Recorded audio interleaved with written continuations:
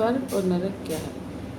कहानी सुनाते हैं आपको। एक बार एक बुजुर्ग महिला मर गई। यमराज उसे लेने आए तो उस महिला ने पूछा कि आप मुझे स्वर्ग में ले जाएंगे या नरक में? यमराज बोले, आपने इस जन्म में बहुत अच्छे कर्म किए हैं, इसलिए मैं आपको प्रभु के धाम में लेकर जा रहा हूँ। बुजुर्ग महिला खुश हो गई। उसने यम से कहा, मेरी आपसे एक विनती है, क्योंकि मैंने स्वर्ग नरक के बारे में बहुत सुना है। मैं एक बार इन दोनों जगहों को अपनी आंखों से देखना चाहती हूँ। यमराज राजी हो गए। दोनों चल पड़े। सबसे पहले नरक आया।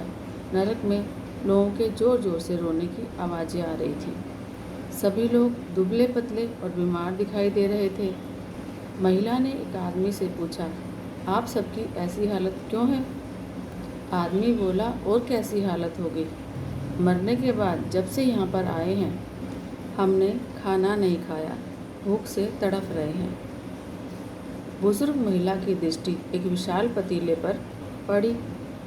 वह लोगों के कद से करीब 300 हाथ ऊंचा था। उस पर एक विशाल चम्मच था और खुशबू भी बहुत अच्छी आ रही थी।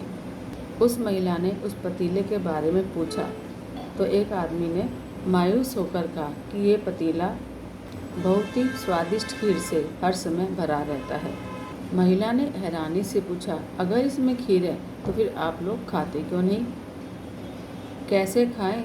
इतनी ऊंचाई तक हमारा हाथ नहीं जाता। बुजुर्ग महिला को उन पर बहुत तरस आया। फिर वे स्वर्ग की तरफ गए। वहाँ हंसने खिलखिलाने की आवाज़ें आ रही थी।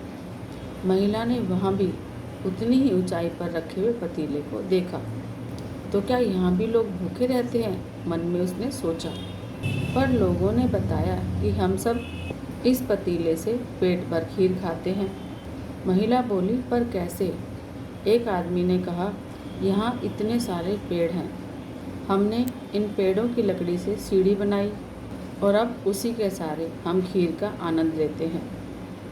अब बुजुर्ग महिला यमराज की तरफ देखने लगी। यमराज मुस्कुराए और बोले, ईश्वर ने स्वर्ग और नरक दोनों ही मनुष्यों के हाथों में सौंप रखे हैं।